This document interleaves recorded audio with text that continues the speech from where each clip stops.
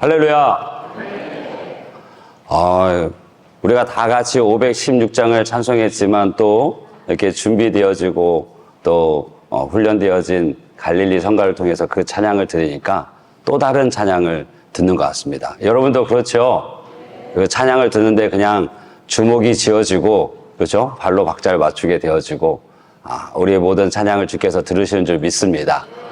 귀한 찬양, 그리고 그 찬양으로 마음을 모아줘 우리 귀한 갈릴리 성가들을 위해서 우리 박수로 감사합니다. 축복합니다.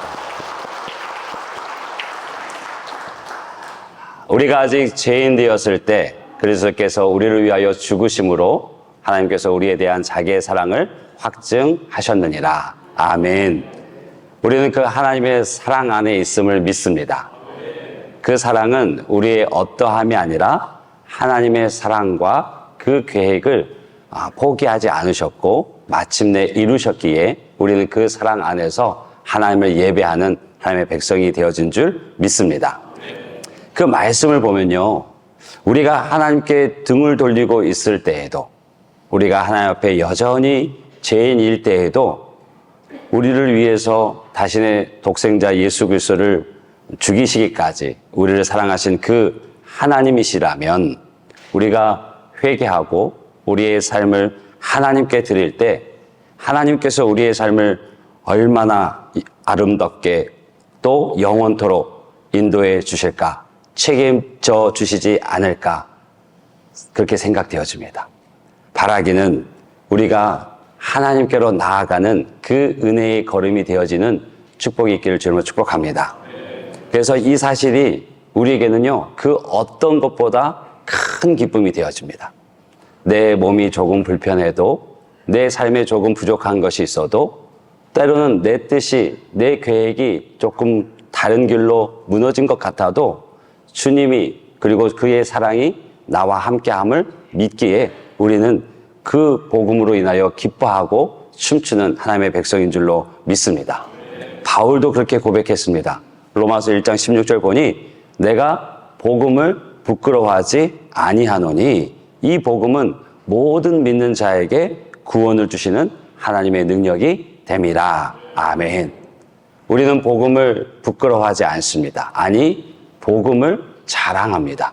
이 복음이 오늘의 나를 있게 하고 우리의 가족을 살게 하고 우리에게 소망이 되는 것이기에 그 말 그대로 기쁜 소식입니다. 세상의 어떤 것과 견줄 수 없는 기쁜 소식 복음이기에 우리는 부끄러워할 수 없습니다. 그것이 모든 믿는 자에게 구원을 주시는 하나님의 능력임을 우리는 이미 알고 경험하며 살아가기 때문입니다. 바라기는 그 복음으로 인하여 기뻐하고 그 복음을 자랑하는 한 분 한 분 모두가 되시길 주님으로 축복합니다. 오늘 이 본문을 가지고 오늘과 다음 주 2주간 같은 본문으로 은혜를 좀 나누고자 합니다. 그래서 오늘 주보에는 이미 계획된 구역 나눔이 들어갔지만 조금 바뀌게 되어서 새로운 구역 나눔을 주보 안에 같이 넣어드렸습니다. 이번 주는 새로 넣어드린 구역 나눔으로 예배를 하시면 좋을 것 같고요. 제가 오늘 설교를 들어오면서 다짐을 한 게 있습니다. 설교를 짧게 하리라. 짧게 하리라. 다짐하고 올라왔습니다. 또 짧게 한다고 하시니 또 시계만 보시고 몇 분 줄었네가 아니라 정말 짧은 시간이지만 하나님의 그 진리가 우리 가슴에 심겨지고 또 우리가 온전히 하나님을 예배하는 자로 설 수 있도록 기도하며 또 함께 그 은혜를 나누기를 원합니다. 신라시대 학자이자 최고의 문장가로 일컬어지는 최치원의 시가 있습니다. 띄워주시면 소지문전 일조로 제리사나 유전기라는 짧은 시인데요. 소지문전 일조로 웃으며 문 앞 외기를 가리키니 제리사나 유천기 겨우 산 아래에서 천길로 갈라지네 라는 짧은 뜻입니다. 한번 상상해 보십시오. 지금 시골집 툇마루에 시인이 앉아 있습니다. 그저 웃으면서 쌀이문 밖 외기를 손가락으로 가르치는데 그 손가락을 따라가다 보니 이게 웬일입니까? 바로 앞산에 미치기도 전에 그 길이, 외길이었던 그 길이 1000갈래, 10,000갈래로 나누어지는 것입니다. 이것은 지리적인 길을 얘기하는 것이 아니고 지금 그 시인은 인생을 읊고 있는 것입니다.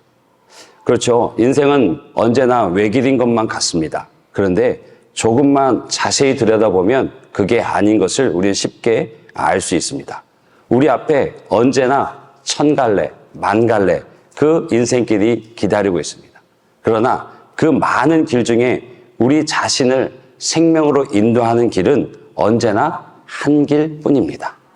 나머지는 아무리 그럴듯해 보여도 모두 죽음의 길입니다. 생명으로 인도하는 그 한 길, 그 외길을 찾기 위해서 절대적인 표대가 필요하고 그 절대적으로 필요한 그 표대를 우리는 항상 기억해야만 합니다. 시편 119편 105절 너무나 잘 아시죠? 주의 말씀은 내 발의 등이요 내 길의 빛이니이다. 주의 말씀이 내 발의 등이 되어지고 빛이 되어지는데 그 등과 빛 대신 하나님의 말씀을 잃어버리게 되어지면 우리의 길은 1000갈래, 10,000갈래로 갈라져서 생명으로 인도하는 그 한 길을 잃어버리기 일쑤입니다. 그렇게 잃어버리게 만드는 것이 우리 안에 있는 욕망입니다. 욕망은 바른 분별을 가로막는 벽입니다. 그래서 욕망에 집착하면 집착할수록 더욱 미몽에 깊이 빠져버리고 지륵 같은 어둠 속을 헤매다가 인생을 그대로 끝낼 수밖에 없습니다. 그러나 영원하신 하나님의 말씀은 내 발의 등이 되어지고 내 길에 빛이 되기에 그 말씀을 표대로 삼기만 하면 이 세상 1000갈래, 10,000갈래 길 중에서 나를 생명으로 인도하여 또 생명의 길을 바르게 분별할 수 있는 지혜를 우리에게 허락하십니다. 바라기는 주의 말씀이 내 발의 등임을, 주의 말씀이 내 길의 빛됨을 믿고 그 말씀을 절대적 표대로 삼아 걸어가는 저와 여러분이 되길 주의 이름으로 축복합니다. 다윗이 시편 23편에 이렇게 고백했습니다. 내 영혼을 소생시키시고 자기 이름을 위하여 의의 길로 인도하시는도다. 다윗은 하나님의 말씀을 자기 인생의 절대적인 표대로 삼았을 때 하나님께서 자기를 의의 길, 생명의 길을 인도하셨다고 고백합니다. 그런데요, 그 인도하심이 나 다윗을 위함이 아니고 하나님 당신의 이름을 위해서 그렇게 인도하셨다고 다윗은 고백합니다. 이게 어떤 뜻일까요? 제가 작년에 우리 교회에 와서 처음 만난 소그룹이 3040 성경 공부 모임이었습니다.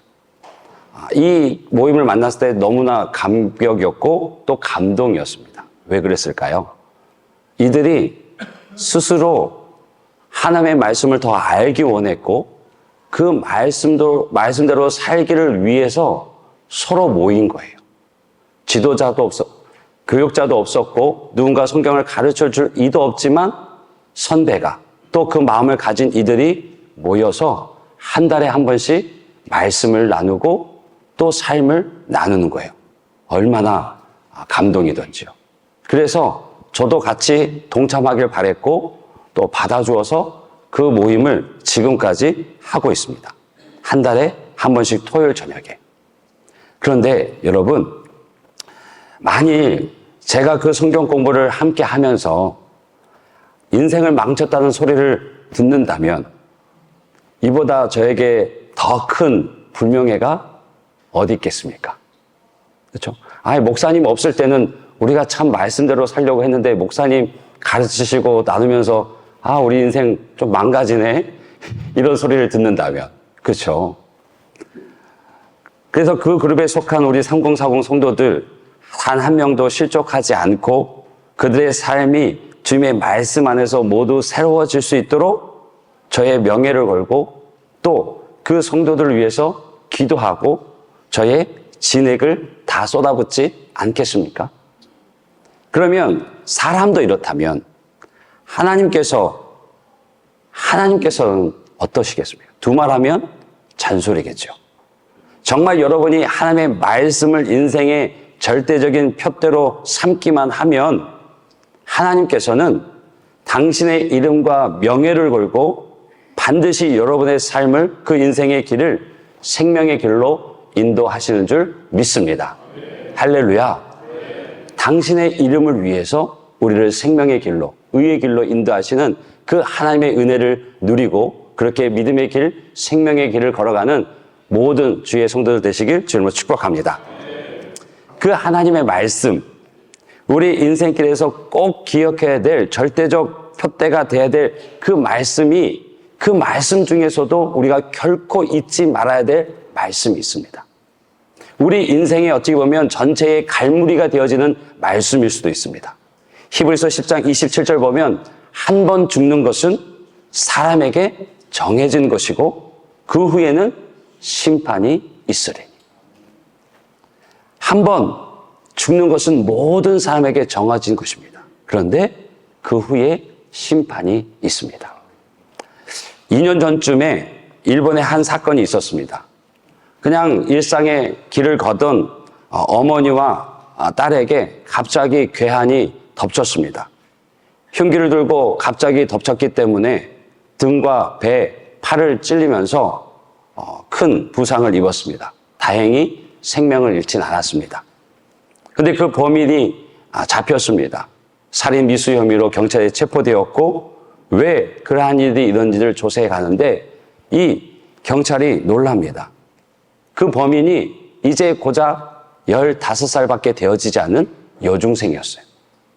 그러면 그 범인이 범행을 저지른 그 모녀는 어떤 원한 관계가 있었을까? 아니요. 일면식도 없었습니다. 그러면 왜 그런 범죄를 저질렀을까? 그 이유가 더 황당했습니다. 정말 죽을까? 정말 죽을까? 사람이 죽는지 시험해보고 싶어서 흉기를 휘둘렀던 것입니다.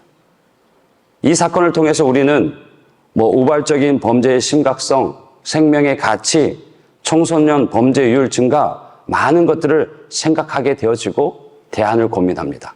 그런데 저는 그 기사 내용을 보면서 제 마음속에 떠나지 않는 한 문장이 있었습니다. 정말 죽을까?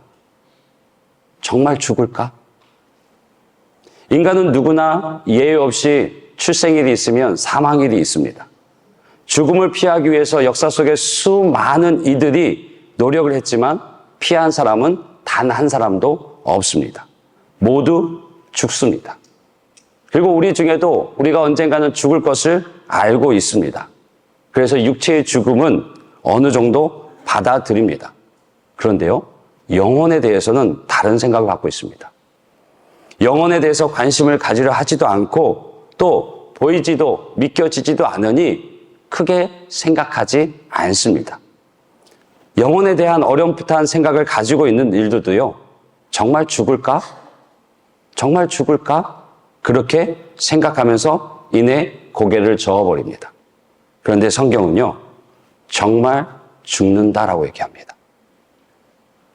성경은 인류의 기원에 대해서 분명하게 창세기에서 말씀하고 있죠. 여호와 하나님이 땅의 흙으로 사람을 지으사 생기를 그 코에 불어 넣으시니 사람이 생명이 되니라. 생기를 그 코에 불어 넣으심으로써 육체와 영혼이 결합된 온전한 인간이 됩니다. 코에 생기를 불어 넣기 전에는 그냥 흙이었습니다. 하나님이 코에 생기를, 하나님의 호흡된 그 루하를 불어 넣기 전에는 흙입니다. 그런데 하나님의 생기가 들어가니 생명을 가진 존재가 되어집니다. 동물에게도 생명은 있습니다. 그러나 영혼은 없습니다. 인간이 동물과 다른 것은 직립보행을 하고 언어를 하고 도구를 쓴다. 그것은 하나의 특징이지만 가장 근원적인 다른 점은 하나님이 생기를 불어 넣어 주심으로 말미암아 영이신 하나님과 교제할 수 있는 영적인 존재라는 것입니다. 영이 떠나면요, 그 육체는 그냥 흙덩입니다. 아무리 멋있는 사람도 영이 떠나면 아무것도 아닙니다. 지금 우리는 육체 안에 살지만 이 육체는 일시적입니다. 유효기간이 있습니다. 유효기간이 끝나면 다시 흙으로 돌아가 버립니다. 그러나 영혼은 다릅니다. 하나님으로부터 주어진 이 영혼은 없어지지 않습니다. 영원합니다. 여러분, 히브리서 10장 27절 말씀을 다시 한번 우리 같이 읽어볼까요? 한번 죽는 것은 사람에게 정해진 것이요 그 후에는 심판이 있으리니 아멘. 아멘이십니까? 육체의 죽음, 그 이후에 심판이 있습니다. 이 심판을 통해서 인간의 영혼, 죽지 않는 영원한 이 영혼은 모두 다 천국 그리고 지옥 둘 중 한 곳에서 영원히 살게 됩니다. 이 둘은요, 실제합니다. 그런데 많은 사람들이 믿지 않습니다. 심지어 교회에 다니는 이들도 천국과 지옥을 믿지 않습니다. 여러 설문조사를 보면 하나님을 믿는데 천국과 지옥을 믿지 않습니다.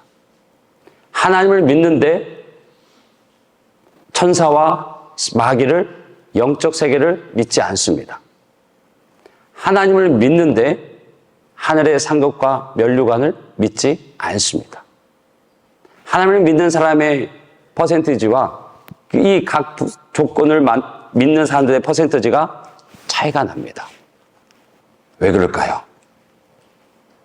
왜 그들은 하나님을 믿되 천국을, 지옥을 믿지 않고 영적인 세계를 믿지 않고 그 행한 대로 하나님의 갚으심이 있음을 믿지 않을까요?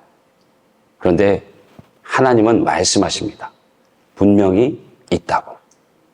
분명히 천국과 지옥이 있고 영적인 세계가 있고 그 행한 대로 그 일의 결과가 있다라고 말씀을 하십니다. 지옥, 히브리어는 스올입니다. 헬라어로는 하데스. 이것이 우리말로 번역되어진 것이 지옥입니다. 성경에 총 54회 지옥이라는 단어가 실제로 쓰여졌고 그 외에도 지옥을 묘사하는 표현이 영원한 불, 영원한 멸망, 바깥 어두운 곳, 불못, 바닥 없는 구덩이와 같은 말로 쓰여지고 있습니다. 여러분, 오늘 지옥과 그 천국의 모습을 말씀을 통해서 살펴보고 우리가 과연 어느 길을 향해 나아가고 있는지 그리고 어디에 소망을 두고 살아가야 할지를 은혜 속에서 나누기를 원합니다. 지옥은요, 밤낮 쉬지 못하며 고난이 있는 곳입니다. 요한계시록 14장 11절 보면 그 고난의 연기가 세세토록 올라가리로다. 짐승과 그의 우상에게 경배하고 그 이름의 표를 받는 자는 누구든지 밤낮 쉼을 얻지 못하리라 하더라. 무서운 말씀입니다. 지옥에는요, 고난이 영원히 끊이질 않습니다. 밤낮 고통을 당한다고 합니다. 또 두 번째는요, 그것은 뜨거운 곳이고 물방울 하나 없고 탈출할 수도 없는 곳이라고 말하고 있습니다. 여러분 잘 아시는 부자와 거지 나사로의 비유. 부자는 이 땅에서 많은 것을 누리고 살았지만 그는 하나님을 알지 못했고 거지 나사로는 이 땅에서 정말 누린 것 하나 없고 땅에 떨어진 것을 먹으러 나아갔을 때 개들이 그의 헌대를 핥을 정도로 그렇게 빈궁한 삶을 살았지만 그는 믿음 안에서 영원한 천국에 있게 됩니다. 그 둘 사이의 대화가 짧게 나오는데요. 누가복음에 보면 부자가 음부에서 고통 중에 눈을 들어 멀리 아브라함과 그의 품에 안긴 나사로를 보고 불러 이르되 아버지 아브라함이여 나를 긍휼히 여기사 나사로를 보내어 그 손가락 끝에 물을 찍어 내 혀를 서늘하게 하소서. 내가 이 불꽃 가운데서 괴로워하나이다. 지금 부자는 불꽃이 있는 뜨거운 그곳에 있는데 그 열을 식힐 수 있는 물 한 방울조차 있지 않습니다. 그런데 벗어날 수도 없습니다. 그곳에서 죽을 수도 없습니다. 여러분, 어릴 때는 이해하지 못하는 게 참 많죠. 저도 아버지랑 이렇게 목욕탕을 가면 이해하지 못하는 두 말씀이 있었어요. 뭔지 대충 짐작이 오시죠? 이 뜨거운 물에 어떤 예비 동작 없이 그냥 쑥 들어가시면서 시원하다. 그리고 또 찜질방에 들어가서 좋다 하시는 거예요. 이해할 수가 없었어요. 아버지의 신뢰가 깨어지는 말씀이었어요. 근데 이제 조금 지나니까 이해가 됩니다. 그렇죠? 따스한 물이 내 몸을 풀어주고 또 더운 그 열기로 땀을 빼는 것이 참 혈액순환에도 좋은 것을 이제 알게 되어지는데, 여러분, 아무리 뜨거운 물이 좋고 아무리 뜨거운 찜질방이 좋아도 좋은 것은 내가 언제든 들어갈 수 있고 언제든 나올 수 있으니까 또 건강을 위해서 좋은 거죠. 그런데 들어갔어요. 나오고 싶은데 나오지 못합니다. 물 한 방울 없습니다. 그러면 그곳은 좋은 곳이 아니라, 시원한 곳이 아니라 지옥입니다. 지금 오늘 그 말씀을 하시는 거죠.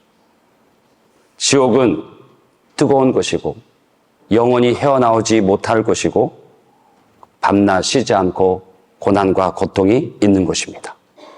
세 번째 특징은 지옥은 불못이고 심판 후에 던져진다고 얘기합니다.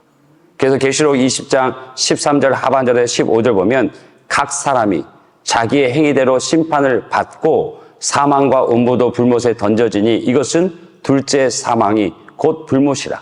누구든지 생명책에 기록되지 못한 자는 불못에 던져지더라. 각 사람이 자기의 행위대로 심판을 받고요, 불못에 던져진다고 합니다. 생명책에 기록되지 않은 모든 이들이. 또 요한복음 5장 40절에는 너희는 영생을 얻기 위하여 나에게 오는 것을 원하지 아니하는도다 라고 얘기합니다. 여러분, 두 본문 중에서 반복되는 게 무엇입니까? 각 사람이 자기의 행위대로. 너희들은 영생을 얻기 위하여 내게 오기를 원하지 아니하였다라고 얘기합니다. 즉, 이 땅을 살아가면서 나의 선택에 따라서 죽는다는 것입니다. 내가 원하는 그 행위를 통해서 심판을 받고 죽는다는 것입니다. 이것이 두 번째 죽음입니다. 정말 죽을까? 정말 죽습니다. 아멘 하기 어려우시죠? 근데 반면에 자기 행위대로, 자기의 원하는 대로 삽니다. 영원히 삽니다. 정말 삽니다. 이때는 아멘 하셔도 돼요. 이 말 뒤에 무슨 또 무서운 말이 있을까 걱정하지 않으셔도 됩니다. 우리는 이 타락한 세상에 있는 동안 하나님께서 우리에게 마련해 놓으신 것과는 전혀 다른 상황과 조건에서 살고 있습니다. 그런데 이 세상에서 천국이 무엇인지, 그리고 천국이 어떤 것인지 아는 것은 우리가 예수 그리스도와 그분의 약속에 있어서 우리의 소망을 집중할 수 있는 믿음의 길을 더욱 견고히 할 수 있도록 도와줍니다. 여러분, 천국은요, 고통이 없습니다. 천국은 화평과 희락과 찬송이 가득한 것이 천국입니다. 아멘이시죠? 요한계시록 21장 3절 4절 말씀을 우리 한번 같이 읽어보겠습니다. 우리 같이 읽습니다. 내가 들으니 보좌에서 큰 음성이 나서 이르되 보라, 하나님의 장막이 사람들과 함께 있음에 하나님이 그들과 함께 계시리니 그들은 하나님의 백성이 되고 하나님은 친히 그들과 함께 계셔서 모든 눈물을 그 눈에서 닦아주시니 다시는 사망이 없고 애통하는 것이나 곡하는 것이나 아픈 것이 다시 있지 아니하리니 처음 것들이 다 지나갔음이러라. 아멘. 또 요한계시록 7장 15절에서 27절은 이렇게 말씀합니다. 그들이 하나님의 보좌 앞에 있고 또 그의 성전에서 밤낮 하나님을 섬김에 보좌에 앉으신 이가 그를 위해 장막을 치시리니 그들은 다시는 줄이지도 아니하며 목마르지도 아니하고 해나 아무 뜨거운 기운에 상하지도 아니하리니 이는 보좌 가운데 계신 어린 양이 그들의 목자가 되사 생명수 샘으로 인도하시고 하나님께서 그들의 눈에서 모든 눈물을 씻어 주실 것임이라. 아멘. 하나님께서는요, 그분의 백성과 함께 거하실 것입니다. 그래서 더 이상의 고통도, 더 이상의 슬픔도, 더 이상의 눈물도 없을 것입니다. 그는 우리의 눈의 눈물을 닦아주실 것이고요. 정말 순수한 기쁨과 감격과 존경으로 하나님을 예배하는, 밤낮으로 섬기는 그 은혜를 누리게 하실 것입니다. 선한 목자 되신 예수님께서 우리를 생명수 샘으로 인도하여서 다시는 목마르지 않게 합니다. 이 땅에서 흘렸던 그 눈물 다시는 흘리지 않게 하시는 곳. 그래서 고통과 고난이 없고 화평과 희락과 찬송만 가득한 곳이 천국입니다. 아멘이시죠? 또 그 천국은 지구상에서 가장 아름다운 곳조차 비교할 수 없는 곳이 천국입니다. 요한계시록 21장 10절, 11절 보게 되면 성령으로 나를 데리고 크고 높은 산으로 올라가 하나님께로부터 하늘에서 내려오는 거룩한 성 예루살렘을 보이니 그 하나님의 영광이 있어 그 성의 빛이 지극히 귀한 보석 같고 벽옥과 수정과 같이 맑더라. 지금 요한에게 그 환상을 보여주시고 계시는데 하늘로부터 내려오는 그 예루살렘 성에 하나님의 영광이 임하니 그 빛이 지극히 아름답다라고 해요. 지극히 아름다운 것, 그 아름다움을 어떻게 표현할 방법이 없어 그 땅에서 가장 아름다운 보석을 비유를 들어서 얘기하고 있습니다. 요한계시록 21장 19절, 20절을 보게 되어지면 그 성곽이 어떻게 쌓여 있는지, 어떻게 만들어져 있는지를 표현하고 있습니다. 우리 한번 같이 읽어볼까요? 그 성곽의 기초석은 각색 보석으로 꾸몄는데 첫째 기초석은 벽옥이요, 둘째는 남보석이요, 셋째는 옥수요, 넷째는 녹보석이요, 다섯째는 홍만호요, 여섯째는 홍보석이요, 일곱째는 황옥이요, 여덟째는 노곡이요, 아홉째는 담화곡이요, 열째는 비치옥이요, 열한째는 청옥이요, 열두째는 자수정이라. 아멘. 왜 금이 없지? 왜 다이아몬드가 없지? 그렇게 생각하시나요? 그 아름다움이, 그 눈부심이 너무 큰데 지금 요한이 어떻게 표현할 길이 없어요. 그래서 가장 귀한 그 보석들을 들어서 그 기초석이 세워져 있음을 말하고 있습니다. 이 세상에 하나님이 우리를 위해 예비해 두신, 천국에 준비해 주신 그 아름다움과 비교할 수 있는 장소는 한 곳도 없습니다. 그 아름다운 곳, 그 영원한 그 아름다운 곳에서 우리는 주님과 함께 예수 그리스도의 상속자가 되어져서 영원히 누릴 줄 믿습니다. 세 번째, 그 천국은 지금 경험할 수 있습니다. 누가복음 17장 20절에서 21절 보면 바리새인들이 하나님의 나라가 어느 때에 임하나이까 묻거늘 예수께서 대답하시되 하나님의 나라는 볼 수 있게 임하는 것이 아니요 또 여기 있다 저기 있다고도 못하리니 하나님의 나라는 어디에 있다고요? 너희 안에 있느니라. 하나님의 나라는 우리 안에, 내 안에 있는 줄 믿습니다. 죽음 이후에 신실한 자들을 기다리는 천국 있습니다. 그런데 그 천국, 그 하나님의 나라가 지금 내가 이 땅을 살아가는 이 순간에 경험할 수 있는 곳이라는 거예요. 하나님이 우리와 함께 하심을 통해서, 성령이 내 안에 내주하심을 통해서 모든 믿는 사람이 그 말씀을 절대적인 표대로 믿고 살아갈 때, 순종할 때 이 땅에서 경험할 수 있는 하나님의 나라, 천국이라는 것입니다. 믿으십니까? 아멘이시죠. 아멘이시죠. 그래서 제가 처음에 여러분들 축복하며 예배를 시작했던, 우리가 아직 죄인 되었을 때 그리스도께서 우리를 위하여 죽으심으로 하나님께서 우리를 향한 그 사랑에 확증하셨다고 얘기하십니다. 우리가 아직 연약할 때, 우리가 아직 죄인 되었을 때, 우리가 아직 하나님과 원수 되었을 때 예수님이 우리를 위해서 십자가에 달려 죽으셨습니다. 여전히 우리 하나님에 대해서 무관심하고 하나님에 대해서 등을 돌리고 믿어도 믿지 않는 것처럼 그렇게 살아가는, 그리고 번번이 넘어지는 연약한 모습이지만 하나님은 우리를 향한 그 사랑과 그 계획을 포기하지 않으시고 자신의 유일한 아들 예수 그리스도를 통해서 그 사랑을 확증하셨습니다. 그 십자가는 내가 달려 죽어야 될 십자가고요, 그 죄의 값은 나의 죄의 값이었습니다. 그런데 예수님께서 그 모든 죄의 값을 친히 담당하시고 십자가에 피 흘려 죽으셨습니다. 그로 인해 우리의 모든 죄는 사라졌고 그 죄의 형벌은 지워졌습니다.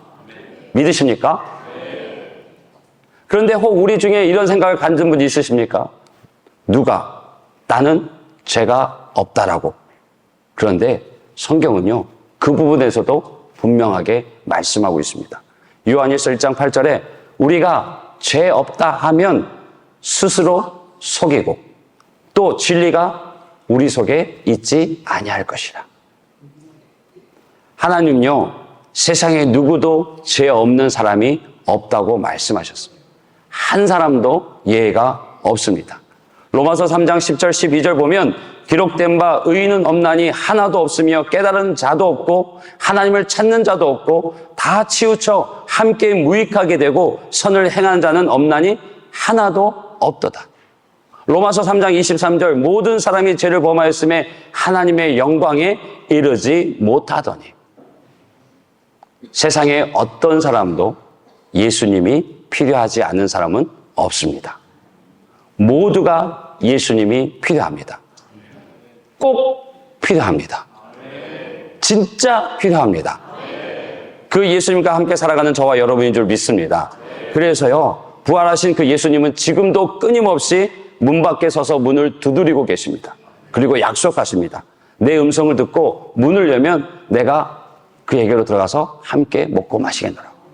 뭐라고 얘기합니까? 볼지어다 내가 문 밖에 서서 두드리노니 누구든지 내 음성을 듣고 문을 열면 내가 그에게로 들어가 그와 더불어 먹고 그는 나와 더불어 먹으리라. 아멘. 우리는 그 은혜 가운데 있는 줄 믿습니다. 주와 함께 먹고 마시는 줄 믿습니다. 주와 함께 살아가는 줄 믿습니다. 예수님이 십자가 달려 돌아가실 때 그 좌우측에 두 강도가 있었습니다. 둘 모두 예수님을 조롱했습니다. 비난했습니다. 그런데 그 중에 한 사람이 주님의 음성을 듣습니다. 그 마음의 두드림을 듣습니다. 그리고 자신의 죄를 뉘우치고 회개하면서 예수님께 간구했습니다. 당신의 나라가 임하실 때 나를 기억하소서. 그러자 예수님께서 대답하십니다. 오늘 네가 나와 함께 낙원에 있으리라. 두드리는 주님, 그리고 그 음성을 듣고 문을 열면 주께서 우리 안에, 또 우리가 주와 함께 더불어 먹고 마시는 줄 믿습니다. 그 은혜가 우리 안에 있습니다. 여러분, 죽을 길을 가면서 살 수는 없습니다.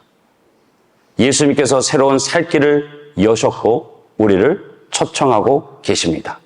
오늘 본문의 22절을 보면 우리 한번 같이 읽을까요? 오늘 본문 22절 같이 읽습니다. 우리가 마음의 뿌림을 받아 악한 양심으로부터 벗어나고 몸은 맑은 물로 씻음을 받았으니 참 마음과 온전한 믿음으로 하나님께 나아가자. 아멘. 참 마음과 온전한 믿음으로 하나님께 나아가는 저와 여러분이 되시길 주님으로 축복합니다. 그리고 23절 또 이렇게 말씀하십니다. 또 약속하신 이는 믿으시니 우리가 믿는 도리의 소망을 움직이지 말며 굳게 잡고. 하나님께서 이미 우리에게 그 영생의 길을 보이셨고 그 길을 걷게 하시며 그 길 가운데 함께 하십니다. 이미 우리는 그 생명의 길이 무엇이고 그 도가 무엇인지를 알고 살아가는 하나님의 백성들입니다. 그런데 뭐라 얘기하세요? 모든 믿는 도리의 소망을 움직이지 말고 굳게 잡으라고 얘기합니다. 우리가 어떤 인생의 길 가운데 있습니까? 주님이 말씀하시는 길은 좁은 길이라 얘기합니다. 좁은 문이라 얘기합니다. 그 길은 좁고 협착하기 때문에 많은 이들이 피하고 가지 않는 길이라고 얘기합니다. 그런데 천갈래 만갈래 좋아 보이는 그 넓은 길, 그 길은 죽음의 길입니다. 주님이 없는 길입니다. 바라기는 좁은 길, 주님께서 기다리시는 그 길 가운데 걸어가는 저와 여러분이 되기를 주님을 축복합니다. 내 인생, 내 가족, 또 내 직장 행하는 모든 일들 가운데 그 하나님과 동행하는 그 믿음의 도를 굳게 잡고 살아가는 하나님의 왕관의 보석 같으신 성도님들 되시길 주님으로 축복합니다. 그 마음의 중심이 있을 때, 그 절대적인 표대를 삼고 살고자 하면 하나님께서 그 이름을 두고 그 이름의 명예를 걸고 우리를 반드시 그 길 가운데서 승리케 하실 줄 믿습니다. 영혼이 잘됨 같이 범사에 잘되고 강건케 하시겠다 약속하십니다. 그 은혜와 복을 누리는 저와 여러분, 우리 모든 성도들 되시길 주님으로 축복합니다. 우리 이 시간 함께 찬양하고 또 기도하길 원합니다.